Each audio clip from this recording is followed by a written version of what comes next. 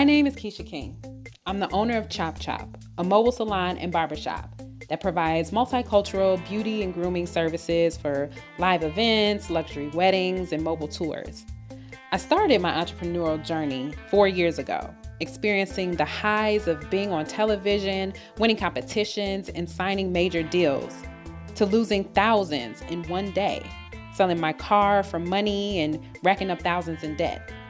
I'm sharing my journey and lessons learned to encourage, support, and prepare the next entrepreneur. I'm no expert, I'm not a millionaire, and I don't know everything. But what I do know is that there's so much more to life than working a 9 to 5.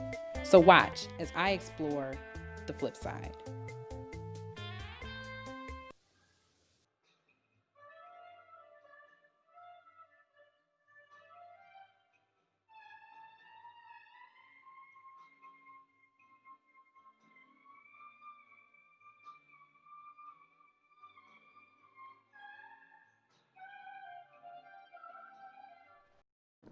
It's Kesia King here, and if you know me, you know that I keep it all the way real. So, I'm here to tell you guys a little bit about my journey, but I really want to let you guys know that making the transition from working in corporate America to becoming a full-time entrepreneur is no joke. Now, we always see the fancy cars, we see people wearing nice clothes, we see all this beautiful stuff on Instagram and Facebook, people showing how their life is as an entrepreneur, but I'm gonna keep it 100% with y'all.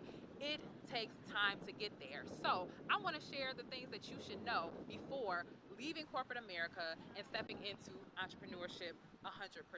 So the first thing I'm going to talk about is assess your finances, okay? First of all, you can't just leave corporate America without a plan. You have to know what it takes. You have to know what your expenses are. You have to know how much money you need to bring in every month in order to survive, because the name of the game in entrepreneurship is survival, okay? So let's talk a little bit about how you assess your finances. So before you make that jump, make sure that you're taking a tally of all the expenses you have. Everything from your mortgage to your car notes to paying for your kids' school. How much does all that cost? If you don't know that, stop what you're doing and go and assess. Look at those bank statements. Get a good idea of what it's going to take you to make the money that you need in order to survive.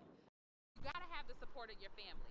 If your family doesn't support you, whether it be your husband, your wife, your partner, then you might be in a little bit of trouble. Let's go back a little bit. Let's talk about what you need in order to be a successful entrepreneur. You have to be able to survive.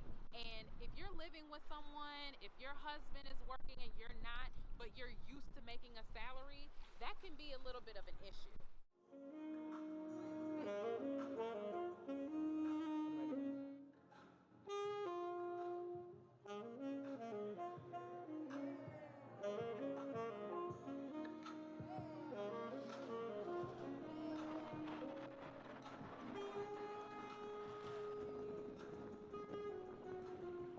One thing I love about entrepreneurship is the possibility. I love looking out at the votes because I think about what I can achieve and what I can have one day. But the key thing to remember is one day. It takes time to get there. We're not going to have this luxurious, lavish life starting out as an entrepreneur. It comes with time, it comes with hard work, it comes with dedication. But I love just looking out and being able to think about all the things that I can accomplish as an entrepreneur. But that brings me to my third point. You got to remember that sacrifice is necessary in the beginning. I gave up my car, I traded it in to get a little hoopty so I could afford to get my trailer, I can afford to get the truck in order to pull the trailer. That was a sacrifice I had to make. But if you think that you can live this luxurious life and still scrape up coins and all the stuff that you have to do as an entrepreneur, you better think twice. So that brings me back to why it's so important to make sure that your family is on board with your decision to be an entrepreneur, because you're not the only one that has to make a sacrifice. They do too. And you got to keep that in mind as you build and grow in your relationships when you're deciding to be an entrepreneur. You got to make sacrifices. It's the name of the game.